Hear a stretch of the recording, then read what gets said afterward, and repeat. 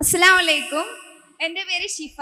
Jamia Salafiya പുളിക്കലിലെ degree വിദ്യാർത്ഥിനിയാണ്. എൻ്റെ ചോദ്യം ഇതാണ്: മ്യൂസിക് ഇൻസ്ട്രുമെന്റ്സ് ഹറാമാണ് എന്ന് പല പണ്ഡിതന്മാരും ഹദീസിന്റെ വെളിച്ചത്തിൽ പറയുന്നുണ്ട്.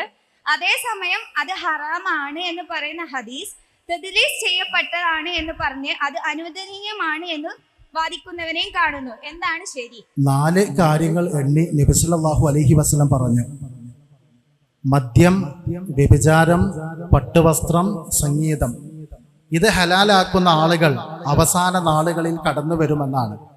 ഹദീസ് റിവായത്ത് ചെയ്തതിൽ ഒന്ന് ഇമാം ബുഖാരിയാണ്. അദ്ദേഹം അത് തഅലീഖായിട്ടാണ് ആ ഹദീസ് രേഖപ്പെടുത്തിയത്.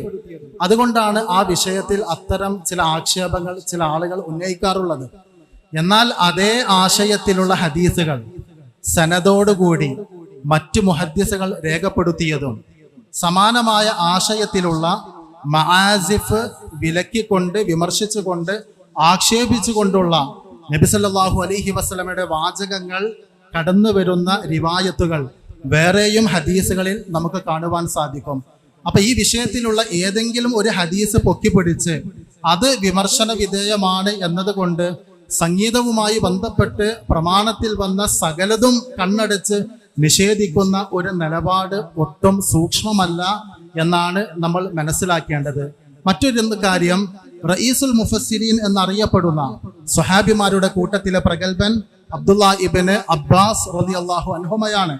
അദ്ദേഹത്തെ പോലെയുള്ള സ്വഹാബിമാർ വിശുദ്ധ ഖുർആനിലെ ചില ആയത്തുകൾ വിശദീകരിക്കുമ്പോൾ വമിനന്നാസി മൻ യശ്തരി ലഹ്വൽ ഹദീസ്, ലഹ്വുൽ ഹദീസ് വാങ്ങുന്ന ചില ആളുകൾ അവർക്ക് വേദനാജനകമായ ശിക്ഷയുണ്ട് എന്ന ആശയത്തിലുള്ള ആ ആയത്ത് പരാമർശിക്കുന്നിടത്ത് അത് സംഗീതമാണ് എന്ന് പരാമർശിച്ചതും നമുക്ക് കാണുവാൻ സാധിക്കും.